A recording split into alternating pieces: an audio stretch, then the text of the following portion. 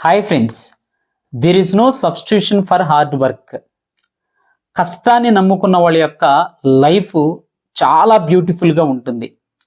ఎందుకో నేటి సమాజం కష్టపడటానికి ఇష్టపడటం లేదు. కష్టపడేవాడు ఏదో కూలి పని చేసుకునేటువంటి వ్యక్తిలా ట్రీట్ చేస్తూ ఉంది. ఇది కరెక్ట్ అయినటువంటి విషయం కాదు. నిజంగా ఈ భూమి మీదకి ఒక మనిషి వచ్చింది కష్టపడటానికి మాత్రమే.